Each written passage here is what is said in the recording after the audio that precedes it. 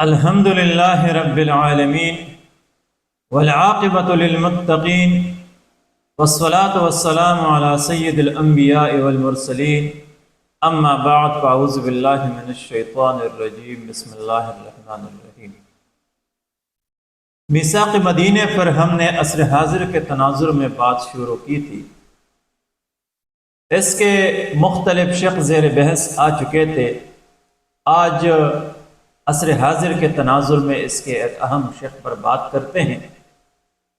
جس طرح پچھلے کلاس میں ہم نے قتل و قتال کے مختلف شکلوں پر بات کی تھی، آج سماج سے یہ قتل و قتال کس طرح ختم کی جائے گی، اس کے حوالے سے اللہ کے رسول نے میثاق مدینہ میں تحریر فرمایا کہ قاتل کے ساتھ قاتل کے خلاف سارے مؤمنین ایک ہوں گے اور اس کے سوا ان کے لیے کچھ حلال نہیں۔ مطلب اس شق کا یہ ہے کہ قاتل کے خلاف سارے مؤمنین ایک ہوں گے۔ اس قاتل کے ساتھ کسی قسم کا تعاون، کسی قسم کی سپورٹ، اس کے لیے گواہی یا اس کی وکالت یا اس کے لیے ہمدردی نہیں کی جائے گی۔ انتہائی اہم شق ہے۔ آج جب ہم اپنے ارد گرد کے سماج پر نظر ڈالتے ہیں تو ہر طرف دنگا فساد، لوٹ مار، قتل و غارت گری کا بازار گرم ہے۔ بچے یتیم ہو رہے ہیں، عورتیں بیوہ ہو رہی ہیں اور بوڑھا باپ سہارے بڑھاپے سے محروم ہو رہا ہے۔ سماج کے اندر اس قتل و غارت گری کا ذمہ دار کون ہے؟ کون اسے روک سکتا ہے؟ اس کے حوالے سے اگر دیکھا جائے تو سیاسیات کا طالب العلم یہ بات جانتی ہے کہ ایک ریاست کے بنیادی طور پر 3 اہم ستون ہوتے ہیں۔ ایک مقننہ یعنی قانون ساز ادارہ، دوسرا عدلیہ اور تیسرا انتظامیہ۔ بدقسمتی سے عصر حاضر میں سارا نزلہ موجودہ حالات اور بدامنی کا یہ انتظامیہ پر ڈالی جاتی ہے، عسکری اداروں پر ڈالی جاتی ہے، کیونکہ اس وقت برننگ ایشوز سماج کے اندر یہ ٹارگٹ کلنگ ہے یا مسنگ پرسن ہے۔ لیکن اگر تحقیق کی نگاہ سے دیکھا جائے سماج کو تو اس وقت 99% قتل و قتال یہ شہری ایک دوسرے کے کرتے ہیں، زر زن زمین کی بنیاد پر۔ کہیں پر زمین کا تنازعہ ہے شہریوں کے درمیان تو ایک دوسرے کو مارتے ہیں، کہیں پر خواتین کا تنازعہ ہے تو ایک دوسرے کو مارتے ہیں، اور کہیں پہ دولت کا تنازعہ ہے تو ایک دوسرے کو مارتے ہیں۔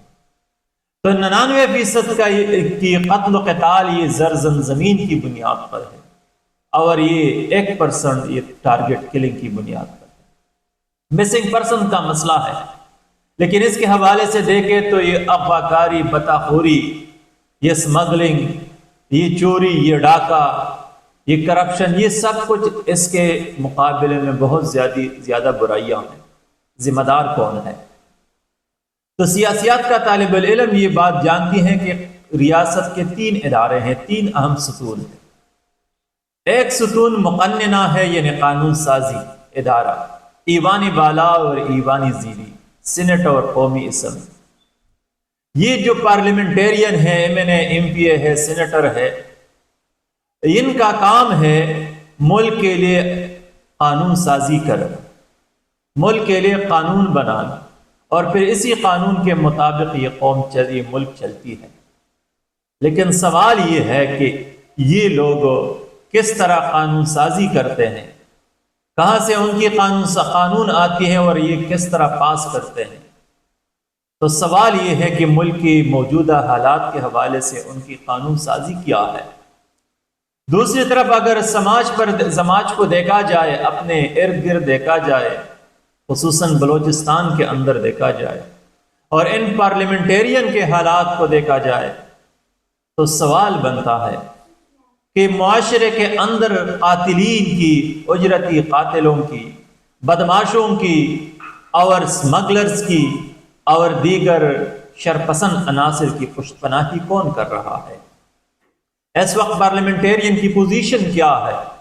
اس پر تحقیق کی ضرورت ہے۔ اس حوالے سے سینکڑوں سوالات بنتے ہیں۔ پھر دیکھا جائے تو ملک کا دوسرا ستون عدلیہ ہے۔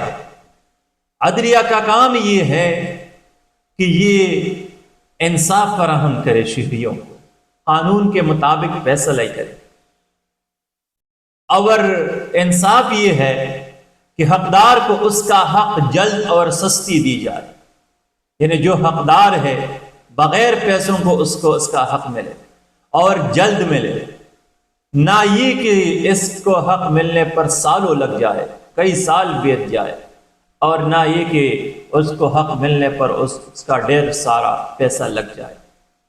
بدقسمتی سے اگر دیکھا جائے عدلیہ کے اندر تو ایک کیس حل ہونے میں کئی سال لگتے ہیں، کئی عشرے لگتے ہیں۔ زمین کے تنازعات حل کرنے میں کئی سال لگتے ہیں، 30-40 سال تک تنازع ختم نہیں ہوتا۔ قتل و قتال کے مسائل ہیں تو قاتل کو دیکھا جائے کہ ان کو گواہ کہاں پہ ملتے ہیں، ان کو وکیل وکالت کرنے والا کہاں پر ملتے ہیں، ان کو ضمانت کہاں پر ملتی ہے، اور ان کے کیس کو کئی سال تک ڈیلے کرنا کہاں پر ہوتی ہے۔ حالانکہ پیغمبر اسلام صلی اللہ علیہ وسلم کا فرمان ہے کہ قاتل کے خلاف سارے مؤمنین ایک ہوں گے، نہ کوئی اس کو سپورٹ کرے گا، نہ کوئی اس کے لیے گواہی دے گا، نہ کوئی اس کی وکالت کرے گا، اور نہ کوئی اس کے ساتھ ہمدردی کرے گا۔ لیکن رسول اللہ صلی اللہ علیہ وسلم کی میثاق مدینہ کے اس شق کے خلاف آج کل عدالتوں کے اندر کیا ہو رہی ہے، سوالیہ نشان ہے۔ لہذا عدالت کے اندر آپ دیکھیں کہ اس پیچیدہ نظام کی وجہ سے، جس میں حقدار کو حق ملنے پہ کئی سال لگتے ہیں، بہت سارا پیسہ لگتا ہے، مجبور ہے ایک باپ جس کا بیٹا قتل ہو، ایک بیٹا جس کا باپ قتل ہو، یا ایک بندہ جس کا بھائی قتل ہو، کہ کئی سال انتظار کرنے کی بجائے، بہت ڈھیر سارا پیسہ لگانے کی بجائے، وہ اپنے بل بوتے پر اپنے مقتول کا بدلہ لے، جس کی وجہ سے سماج کے اندر مسائل پیدا ہوتے ہیں۔ لہذا ریاست کے دوسرے ستون کا کام، یعنی عدلیہ کا کام، انصاف فراہم کرنا ہے۔ لیکن 78 سال بیت گئے اس ریاست کے اندر، اور انصاف کی اس تعریف کے حقدار کو اس کا حق جلد اور بغیر پیسوں کے ملیں گے، کہاں پر ہے یہ انصاف؟ تیسرا ستون انتظامیہ ہے کہ ریاست کی بدامنی کا سارا نزلہ اس کے اوپر ڈالا جاتا ہے۔ لیکن اگر دیکھا جائے قرآن مجید کے اندر، دیکھا جائے احادیث نبوی صلی اللہ علیہ وسلم کے اندر، دیکھا جائے سیرت طیبہ، تاریخ اسلام، تاریخ عالم کو دیکھا جائے، تو وہاں پر بغاوت کی تعریف کیا کی جاتی ہے کہ بغاوت کیسے کہتے ہیں، انتشار پھیلانا کیسے کہتے ہیں۔ قرآن مجید کی اس آیت مبارکہ کو اگر دیکھا جائے، انما جزاء الذین یحاربون اللہ ورسولہ ویسعون فی الارض فسادا ان یقتلوا او یصلبوا او تقطع ایدیہم وارجلہم من خلاف او ينفوا من الارض ذلك لهم خزي في الدنيا ولهم عذاب عظيم۔ اس آیت مبارکہ سورہ مائدہ آیت 33 کی تناظر میں اگر تفاسیر میں دیکھا جائے اس آیت مبارکہ کی وضاحت، تشریح کو، تو فساد کیا ہے، بغاوت کیا ہے، اور باغی کی سزا کیا ہے، تو انتظامیہ کے اندر اس پر بہترین کام کی گنجائش موجود ہے۔ اللہ فرماتے ہیں کہ جو لوگ بغاوت کرتے ہیں، بغاوت کیا ہوتی ہے؟ اگر ایک بندہ بڑے بازار میں چوک و چوراہے میں کھڑے ہو کر اداروں کو گالیاں دیتے ہیں، حکمرانی وقت کو گالیاں دیتے ہیں، ان کی ماں بہن بیٹی کو گالیاں دیتے ہیں، تو بغاوت اور کیا ہوتی ہے؟ اللہ فرماتے ہیں کہ وہ لوگ جو ریاست سے بغاوت کرتے ہیں ان کو پھانسی کیا جائے، ان کے ہاتھ پاؤں کاٹا جائے، ان کو ذلہ بدر یا جلا وطن کر دیا جائے، تو یہ سزا ہے۔ اب دیکھیں سماج کے اندر بہت سے بے گناہ لوگوں کو ٹارگٹ کلنگ کے ذریعے سے قتل کیا جاتا ہے، مجرمین کم ہوتے ہیں۔ تو مسئلہ یہ ہے، تاریخ اسلام پر اگر نظر ڈالی جائے کہ جب فتنہ شروع ہو جائے کسی سماج کے اندر، وہاں پر بہت سے بے گناہ لوگ، بہت سے صلحائی امت، بہت سے نامی گرامی لوگ، بہت عظیم بڑی بڑی شخصیات کا قتل ہوتا ہے، حضرت عمر رضی اللہ تعالیٰ عنہ خلیفہ دوم شہید ہوا، حضرت عثمان غنی رضی اللہ تعالیٰ عنہ خلیفہ سوم شہید ہوا، حضرت علی کرم اللہ وجہ خلیفہ چہارم شہید ہوا، حضرت حضرت حسین رضی اللہ تعالیٰ عنہ نواسہ رسول شہید ہوا۔ ہم دیکھتے ہیں کہ جنگ جمل اور جنگ صفین میں سینکڑوں صحابہ کرام شہید ہو گئے۔ تو جب فتنے کا دور شروع ہوتا ہے تو فتنے کے اندر، فتنے کے دور میں بڑے بڑے شخصیات شہید ہو جاتے ہیں۔ غرض اس کا یہ ہے کہ جب سماج کے اندر فتنے شروع ہو جائے، بغاوت اور انتشار شروع ہو جائے، پھر اس کے اندر شرپسند عناصر کے ساتھ ساتھ شریف لوگ بھی قتل ہوتے ہیں، اور قاتل معدوم نہیں ہوتا، کیونکہ رسول اللہ کا فرمان بھی ہے کہ فتنے کے دور میں قاتل کو پتہ نہیں چلتا کہ کیوں قتل کر رہا ہے، اور مقتول کو پتہ نہیں چلتا کہ اسے کون قتل کر رہا ہے۔ اب سوال یہ ہے کہ بدامنی انتشار اور اس قتل و غارت گری کا ذمہ دار کون ہے؟ کون ہے اس کے پشت پر؟ لوگ کہتے ہیں کہ کیا ہمیں پتہ نہیں، ہم نہیں جانتے کہ ذمہ دار کون ہے، قاتل کون ہے؟ ہماری آنکھیں ہیں، کان ہے، دل ہے، ہم جانتے ہیں کہ ہمیں کون قتل کر رہا ہے۔ حالانکہ سوال یہ نہیں، وہ آنکھیں جو غلیظ گندی نظروں سے بری ہوئی ہو، وہ کان جو غلاظت سے بکواسات سننے سے بری ہوئی ہو، وہ زبان جس پر دن رات بکواسات ہو، وہ دل و دماغ جو بکواسات اور غلیظ سوچوں سے بری ہوئی ہو، وہ پیٹ جو حرام کے نوالے سے بھرا ہو، وہ جسم جس پر حرام کا لباس ہو، ان بوسیدہ حواس کے ذریعے سے کون حق دیکھ سکتا ہے اور جو جان سکتا ہے؟ اللہ فرماتے ہیں ختم اللہ علی قلوبہم وعلی سمعہم وعلی ابصارہم غشاوۃ ولہم عذاب عظیم۔ اللہ فرماتے ہیں کہ جب انسان اللہ سے باغی ہو جاتا ہے، اللہ اس کے کان، آنکھ، دل پر مہر لگا دیتے ہیں۔ ان پردوں اور ان مہر کی وجہ سے پھر وہ حق نہیں دیکھ سکتا۔ لہٰذا آج گناہوں کی وجہ سے ہم حق نہیں دے سکتے، صرف کتاب البطن سے بات کرتے ہیں۔ ہم حل ڈھونڈنے کے ہر مسئلے کا قرآن و حدیث میں جو اللہ بیان فرماتے ہیں، تو لہٰذا قرآن و حدیث، سیرت طیبہ صلی اللہ علیہ وآلہ وسلم، تاریخ عالم، تاریخ انسانیت اور تاریخ اسلام کو دیکھا جائے تو معاشرے انتظامیہ کی وجہ سے، عسکری اداروں کی وجہ سے تباہ نہیں ہوتی۔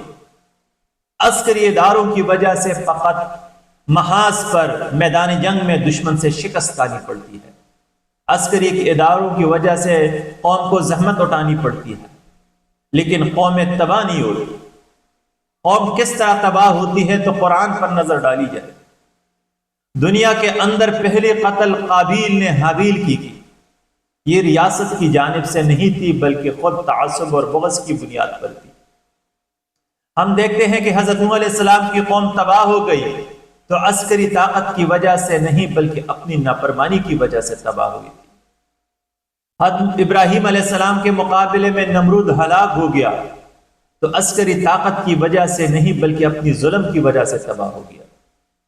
موسیٰ علیہ السلام کے مقابلے میں فرعون تباہ ہوا تو عسکری طاقت کی وجہ سے نہیں یا انتظامیہ کی وجہ سے نہیں، بلکہ اپنی ظلم کی وجہ سے تباہ ہوا تھا۔ حضرت صالح علیہ السلام کا قوم ثمود تباہ ہوئی تو انتظامیہ کی وجہ سے نہیں، بلکہ اپنی ظلم کی وجہ سے، نافرمانی کی وجہ سے۔ حضرت لوط علیہ السلام کا قوم تباہ ہوا تو اپنی بے حیائی، فحاشی اور لواطت کی وجہ سے، فحاشی کی وجہ سے تباہ ہوا۔ حضرت قوم میں شعیب علیہ السلام کا قوم تباہ ہوئی تو ناپ تول میں کمی کی وجہ سے تباہ ہو گئی۔ اسی طرح سینکڑوں مثالیں ہیں قرآن کے اندر۔ پیغمبر اسلام صلی اللہ علیہ وسلم کی زندگی کو دیکھا جائے تو جنگ بدر کے موقع پر قریش کو شکست ہوئی تو عسکری طاقت کی وجہ سے نہیں، کیونکہ مسلمانوں کے مقابلے میں ان کے پاس کئی گنا زیادہ طاقت اور اسلحہ تھی۔ اپنی ظلم اور نافرمانی کی وجہ سے تباہ ہوئی۔ جنگ خندق کے موقع پر شکست کھانی پڑی قریش کو تو اپنی نافرمانی کی وجہ سے، اللہ کے دین سے بغاوت کی وجہ سے۔ جنگ تبوک کے موقع پر دیکھا جائے تو قیصر روم اس وقت کی سپر طاقت مسلمانوں کے مقابلے سے بھاگ گئے تھے تو عسکری طاقت کی وجہ سے نہیں بلکہ اپنی نافرمانی کی وجہ سے، خدا کی دین سے اعراض کی وجہ سے عروب کا شکار ہو گیا۔ اسی طرح ہم عمر فاروق رضی اللہ عنہ، عثمان غنی رضی اللہ تعالیٰ عنہ کی دور میں دیکھتے ہیں کہ ہر دور میں اس وقت کی سپر طاقت قیصر روم، کسرى فارس، بڑی بڑی ریاستوں نے شکست کھائی، مسلمان ان کے مقابلے میں انتہائی کم تھے، لیکن ان ممالک کو اپنی ظلم کی وجہ سے، عوام کی بدحالی کی وجہ سے شکست اٹھانی پڑی۔ خلاصہ کلام یہ کہ جب حضرت عمر بن العاص رضی اللہ عنہ مصر کو فتح کر رہے تھے تو آپ کے خلاف کسی نے احتجاج نہیں کی، کوئی آپ کے سامنے نہیں آیا اور بغیر جنگ کے مصر فتح ہو گئی، کیونکہ عوام اس ظالمانہ نظام سے تنگ آ چکی تھی جو ان پر نافذ تھا۔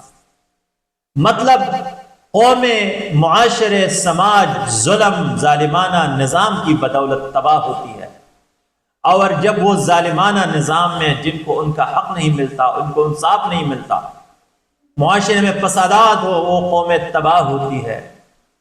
خلاصہ یہ کہ ریاست ظلم کی بدولت، عدم انصاف کی بدولت تباہ ہوتی ہے،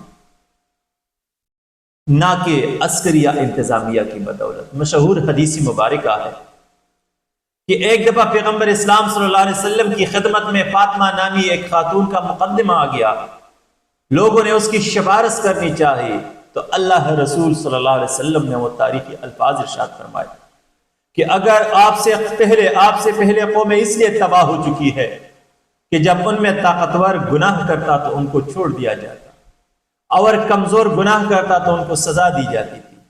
اگر میری بیٹی فاطمہ بھی گناہ کرتی، چوری کرتی، تو میں اس کا بھی خاک کاٹ دیتا۔ یہ الفاظ، یہ حدیث مبارکہ عصر حاضر کے لیے کافی ہے۔ عصر حاضر میں امت مسلمہ کی تباہی اسی میں ہے، اسی وجہ سے ہے، ظالمانہ نظام کی وجہ سے ہے کہ طاقتور کے لیے قانون مکڑی کا جالا ہے اور کمزور اس میں پھنس جاتے ہیں۔ قوم رسول اللہ نے فرمائی اس لیے تباہ ہوتی ہے کہ طاقتور اور ظالم سے پوچھنے والا نہیں ہوتا، اور کمزور کو ذلیل کیا جاتا ہے، ان کو سزا دی جاتی ہے۔ اللہ کے رسول نے یہ نہیں فرمایا کہ انتظامیہ کی وجہ سے، عسکری اداروں کی وجہ سے قوم تباہ ہوتی ہے، بلکہ اللہ کے رسول نے فرمایا ظالمانہ نظام کی وجہ سے، عدلیہ کی ظلم کی وجہ سے قوم تباہ ہوتی ہے۔ غرض خلاصہ یہ کہ اللہ حضرت علی کرم اللہ وجہہ نے فرمایا کفر کا نظام چل سکتی ہے لیکن ظلم کا نظام نہیں چل سکتی۔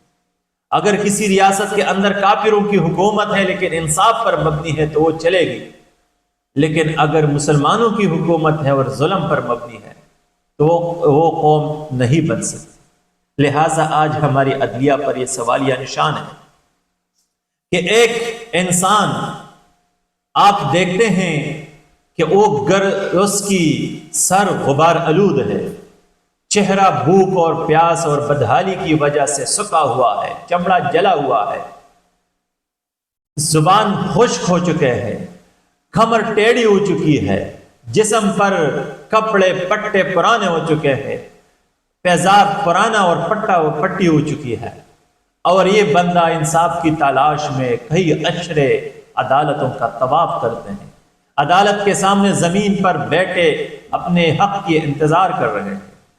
تو ایسے ملک میں کس طرح امن و امان پیدا ہو سکتی ہے جہاں پر مظلوم کی یہ حالت ہو؟ اور اللہ کے رسول نے فرمایا الظلم ظلمات یوم القیامہ، ظلم قیامت کے دن یہ تاریکی ہوگی۔ اللہ کے رسول نے فرمایا اتق دعوت المظلوم فانها ليس بينها وبين الله حجاب، مظلوم کی بد دعا سے ڈریے کیونکہ اس کے اور اللہ کے درمیان کوئی پردہ نہیں ہوتا۔ کسی کا باپ قتل ہوتا ہے، بیٹا قتل ہوتا ہے، بھائی قتل ہوتا ہے، یہ مقتول سالوں پہ سال انتظار کرتے ہیں، ان کے بے تحاشا پیسہ خرچ ہوتا ہے اور کئی سال تک عدالتوں کے طواف کرتے ہیں، فیصلہ ہونے کے باوجود اپیل در اپیل پر پھر پورا زمانہ گزر جاتا ہے۔ کسی کی زمین کا مسئلہ ہے، کسی کی مال دولت کا مسئلہ ہے، مسئلہ کیسے حل ہوتا ہے؟ 78 سالہ تاریخ ہمارے سامنے ہے، حالانکہ اللہ کا فرمان ہے وَتَعَاوَنُوا عَلَى الْبِرِّ وَالتَّقْوَى وَلَا تَعَاوَنُوا عَلَى الْإِثْمِ وَالْعُدْوَانِ، ایک دوسرے کے ساتھ نیکی کے کاموں میں تعاون کرو، برائی کے کاموں میں تعاون نہ کرو۔ بدقسمتی سے ہمارے سماج کے اندر ظالم، جابر، بدماش کو بھی وکیل ملتا ہے، تحفظ فراہم کرنے والا ملتا ہے، مظلوم کے خلاف بھی کھڑا ہوتا ہے یہ لوگ۔ اللہ کے رسول نے فرمایا یا ایھا الذین آمنوا کونوا قوامین للہ شہداء بالقسط ولا یجرمنکم شنآن قوم علی الا تعدلوا اعدلوا هو اقرب للتقوی۔ اللہ فرماتے ہیں گواہی اللہ کے لیے کیا کرو، رشتہ دار اور خاندان کو نہ دیکھا کرو۔ آج ہم دیکھتے ہیں کہ اسی عدالتوں کے اندر لوگ نسب کی بنیاد پر، تعصب، عصبیت کی بنیاد پر، تعلق کی بنیاد پر جھوٹی گواہیاں دیتے ہیں، حالانکہ اللہ نے اس سے منع فرمایا۔ پوری قرآن اور حدیث نبوی صلی اللہ علیہ وسلم اور سیرت طیبہ صلی اللہ علیہ وسلم، تاریخ اسلام اور کا مطالعہ کیا جائے، دینی لٹریچر کا مطالعہ کیا جائے تو کثیر اور بے شمار حوالے ملیں گے کہ قوم ظلم کی وجہ سے تباہ ہوتی ہے، عسکری اداروں انتظامیہ کی وجہ سے صرف محاذ پر شکست اٹھانی پڑتی ہے، لیکن قوم کا امن و امان یہ عدلیہ کی وجہ سے ہے۔ خلاصہ کلام یہ کہ اللہ کے رسول نے معاشرے میں امن و امان قائم کرنے، بدامنی ختم کرنے، انتشار و بغاوت ختم کرنے کے لیے ایک جوامع الکلم، ایک شق تحریر فرمائی کہ سماج کے اندر قاتل کے خلاف سارے مؤمنین ایک ہوں گے، اس کے سوا ان مومنین کے لیے کوئی کچھ حلال نہیں۔ مطلب یہ کہ اللہ کے رسول آپ سے یہ ڈیمانڈ نہیں کرتا کہ آپ جا کے قاتل کے گریبان کو پکڑیں، بلکہ اللہ کے رسول فقط آپ کو یہ بیان فرماتا ہے کہ آپ قاتل کے ساتھ تعاون نہ کریں، کیونکہ لا یکلف اللہ نفسا الا وسعها، اللہ تعالیٰ کسی کو انسان کو اس کی طاقت سے زیادہ مکلف نہیں بناتا۔ لہٰذا معاشرے کے اندر اگر آپ چاہتے ہیں کہ امن ہو، انتشار اور بغاوت نہ ہو، بدامنی نہ ہو، تو ظالم کے ساتھ اور قاتل کے ساتھ آپ تعاون نہ کریں، نہ ان کو تحفظ فراہم کریں گے، نہ پناہ گاہ، نہ ان کے لیے گواہی دیں گے، نہ اس کے لیے ساتھ ساتھ تعلق رکھیں گے، اور نہ اس کی وکالت کریں گے، نہ ضمانت دیں گے، نہ اس کے ساتھ ہمدردی رکھیں گے۔ جب ان باتوں پر اللہ کے رسول کے اس شق پر ہم عمل پیرا ہو جائیں گے تو معاشرے کے اندر یہ 99% قتل و قتال ختم ہو جائے گی، اور اس قتل و قتال کے ختم ہونے کے بعد یہ بدامنی ختم ہو جائے گی اور امن و سکون کا دور ہوگا۔ پھر کسی نیک شریف انسان کو کوئی ٹارگٹ کلنگ کے ذریعے قتل بھی نہیں کرے گا، اور معاشرہ اسودگی اور خوشحالی کا شکار ہو جائے گا۔ رب کائنات سے دعا ہے کہ ہمیں توفیق عطا فرمائے کہ ہم معاشرے کے شر پسند عناصر کے ساتھ تعلق نہ رکھے، ان کو تحفظ فراہم نہ کرے، عدالتوں کے اندر ان کے لیے وکالت نہ کرے، اور ان کے ساتھ ہمدردی نہ برتے، تو انشاءاللہ یہ حالات بہتر ہو جائیں گے۔ وآخر دعوانا ان الحمد للہ رب العالمین۔